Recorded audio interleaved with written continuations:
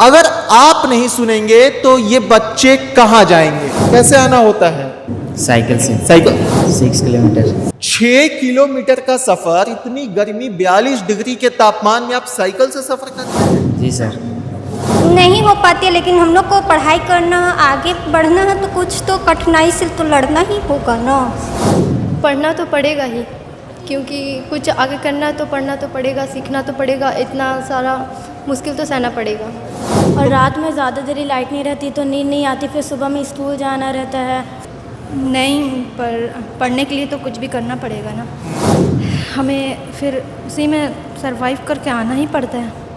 इस चिलचिलाती धूप और 42 डिग्री के तापमान में हम पहुंचे हैं एक कोचिंग संस्थान में, जहां कई सारे छात्र छात्राएं बैठी हैं जो कि यहां पर डे पढ़ने आती हैं। हम इनसे बात करेंगे कि इस गर्मी में इनका आना जाना कैसे होता है, इस गर्मी में इनके पढ़ाई पे क्या इम्पेक्ट होता है, ये घर जाते हैं तो उसके बाद ये खुद को कितना टायर्ड महसूस करते हैं, कितना फ्रस्ट्रेट हो जाते हैं गर्मी की वजह से।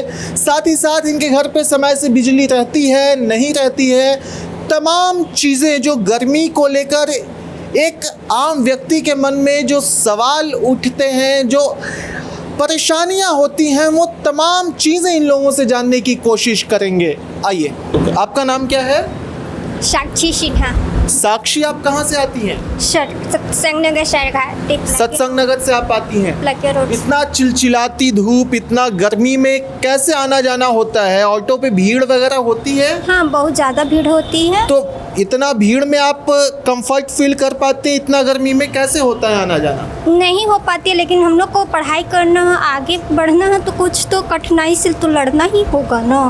अभी ना कठिनाई के बिना कुछ तो हासिल कर पाएंगे भी नहीं। हम चाहेंगे कि घर पे बैठे बैठे हम सारा चीज़ कर ले, ऑफिस का काम, इधर का काम, उधर का काम, हो ही नहीं पाएगा, मुश्किल है। जब तक आप बाहर नहीं निकलिएगा, सोसाइटी को नहीं देखिएगा और कई रास्तों को नहीं देखिएगा, और आम बहुत सारा चीज़ है जो आप बहुत मुश्किल से ही आप आगे बढ़ सकते हैं। अगर धूप से आप कहिएगा कि हम धूप में नहीं रहेंगे या धूप में हम नहीं निकलेंगे, हम ये हो जाएंगे, ब्लैक हो जाएंगे, मेरा मुंह पे, चेहरा पे कुछ पड़ेगा तो मैं नहीं जा पाऊंगी। इससे बहुत ज़्यादा कठिनाई है, तो हमें इस सब से डर करके और ये सब से आगे बढ़ करके हमें आगे निकलना चाहिए। मोटिवेशन आपके अंदर कहाँ से आता है? चूँकि मम्मा, आपकी मम्मा से? मेरी मम्मा टीचर है।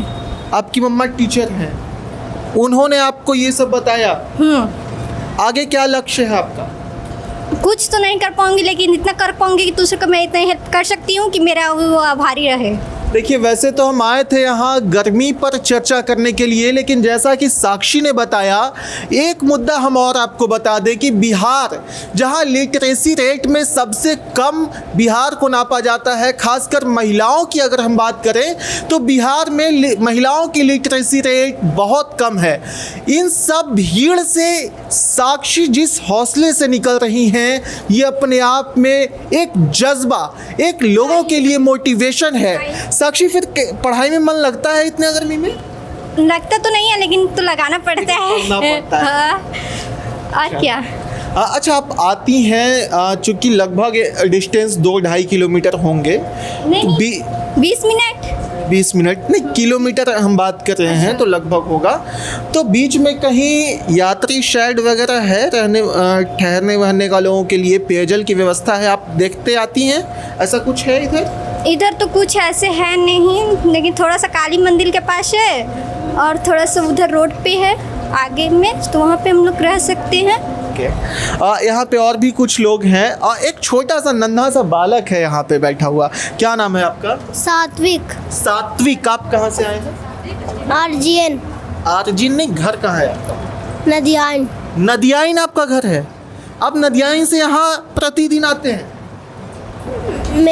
हम रहते हैं आरजीएन, लेकिन मेरा घर है नदियाइन। अच्छा, यहीं आप स्कूल हॉस्टल में रहते हैं? हाँ। ओके। यहाँ फैन वगैरह आपके हॉस्टल में सही चलता है? हॉस्टल में नहीं, घर पे रहते हैं। अरे यार, वही तो मैं पूछ रहा हूँ कि आप नदियाइन से यहाँ आते हैं? नहीं। आरजीएन के पास घर है आपका? हाँ। तो घर से यहाँ आप पैदल आते हैं या गाड़ी से आते हैं? गाड़ी से आते हैं। गाड़ी से आते हैं। थकान नहीं होती? होता है, लेकिन तब पर भी पढ़ते हैं। थकान होता है। तो यहाँ से पढ़ने के बाद जाके सो जाते हैं आप? नहीं, फिर खेलने जाते हैं। फिर खेलने जाते हैं, घर जाते हैं तो लाइट वाइट सही से प्रॉपर रहता है? हाँ। चलो ठीक है, ऐसे ही आगे बढ़ते रहो। यहाँ पे और भी कुछ स्टूडेंट हैं, हम इनसे बात करते हैं कि ये लोग कहाँ से आते हैं और किस तरीके के कठिनाइयों का सामना इनको करना पड़ रहा है। आपका क्या नाम है? जी, मेरा नाम उम्मे हबीबा है। जी, उम्मे हबीबा। उम्मे हबीबा। आप कहाँ से आती हैं? यहाँ लीपगंज चट्टी। लगभग कितना दूर है यहाँ से? यहाँ से कंफर्म तो नहीं पता। लगभग 2.5-3 किलोमीटर। हाँ। पैदल आती हैं, गाड़ी से आती हैं? गाड़ी से आते हैं। गाड़ी से आती हैं। इतना गर्मी पड़ रहा है, चिलचिलाती धूप है कि लोग बाहर अगर 10 मिनट खड़ा भी हो जाए तो उसके हाथों में, फेस पे रेड पिंपल्स आ जाते हैं। कैसे आप इन चीज़ों को मैनेज कर रहे हैं? यहाँ पे इतने गर्मी में कैसे पढ़ने आना हो रहा है? पढ़ना तो पड़ेगा ही, क्योंकि कुछ आगे करना है तो पढ़ना तो पड़ेगा, सीखना तो पड़ेगा, इतना सारा मुश्किल तो सहना पड़ेगा, तो बस उसी को सोच के आना पड़ता है। इतना जज्बा आपके अंदर कहाँ से आता है पढ़ने को लेकर? सर, ड्रीम को लेके कुछ करना पड़ता है। अगर किस चीज़ का अगर अंदर से जज्बा हो तो उसको लेकर करना पड़ता है, हौसला रखना पड़ता है इतना। बहुत हौसले वाले हो आप। आपका नाम क्या है? मेरा नाम अलिशबा है। जी, अलिशबा। आपका नाम अलिशबा है। आप कहाँ से आती हैं? मैं मौलवीगंज से आती हूँ। मौलवीगंज। वो लगभग कितना दूर है यहाँ से? आधा किलोमीटर। आधा किलोमीटर। पैदल आती हैं आप? नहीं, टोटो से आते हैं। इतना गर्मी में कैसे, मतलब कठिनाई नहीं होती आने में? भीड़ भड़ाका ऑटो में नहीं होता? नहीं, आ जाते हैं आराम से, पर ना लाइट नहीं रहती है ना घर में, तो उससे प्रॉब्लम। यहाँ से जाते हैं या आते हैं तो लाइट नहीं होती घर पे? हाँ। गर्मी में चूँकि वैसे ही पावर कंजप्शन ज़्यादा हो जाता है तो लाइट जो है सो प्रॉपर नहीं रहती घर पे। नहीं, और रात में ज़्यादा देरी लाइट नहीं रहती तो नींद नहीं आती, फिर सुबह में स्कूल जाना रहता है। फिर आप कैसे इतना चीज़ों को आप कैसे मैनेज करें? आप पढ़ाई कैसे कर पाती हैं? जी, नहीं करना पड़ता दरअसल। अभी मैं 9th में हूँ, अभी और आगे बढ़ना है। 9th में अगले साल हाँ, बोर्ड का एग्ज़ाम है बोर्ड एग्ज़ाम आपका। देना, अभी पढ़ना तो पड़ेगा, चाहे लाइट रहे नहीं रहे, तो इतनी धूप में तो भी। इतना गर्मी में पढ़ने का मन होता है आपका? नहीं, पढ़ना तो मन होता क्या, पर पढ़ना पड़ता है ही। जैसे मैं अभी आई स्कूल से, बहुत धूप थी, बहुत गर्मी थी, और जैसे आई तो जैसी लाइट है ही नहीं, और फिर बहुत मतलब थकावट होने लगती है। तो फिर भी आप पढ़ने आती हैं? हाँ, आना पड़ता है। आप क्यों आती हैं फिर सीखना पढ़ने? है तो फिर सच तो करना पड़ेगा ना, चाहे जितनी भी गर्मी रहे। मैं सर से ये पूछना चाहूँगा कि ये अपने बच्चों में इतना हौसला ये देते कहाँ से हैं? इस सारे बच्चे हर तरीके के कठिनाइयों को साइड में रख के ये सिर्फ और सिर्फ पढ़ना चाहते हैं। ये अपने आप में एक बड़ी बात है। जहाँ बिहार का ज़्यादातर, अगर हम महिलाओं की बात करें तो ज़्यादातर लोग जो हैं या तो उन्हें पढ़ने नहीं दिया जाता या फिर पढ़ाई से उन्हें वंचित किसी ना किसी कारण से कर दिया जाता है। लेकिन यहाँ पे हम आकर देख रहे हैं ये छोटी छोटी बच्चियों के मन में जो हौसला है वो वाकई काबिल तारीफ़ है। और भी लोग यहाँ पे हैं, हम इनसे भी बात करते हैं। आपका नाम क्या है? याफिया अंसारी। याफिया अंसारी। आप कहाँ से हैं? लीपगंज चट्टी। पढ़ने के लिए तो कुछ भी करना पड़ेगा ना। क्या क्या कठिनाइयाँ होती हैं आने में? एक टोटो नहीं मिलता है, ऊपर से टोटो भी नहीं मिलता, और हमें फिर उसी में सरवाइव करके आना ही पड़ता है।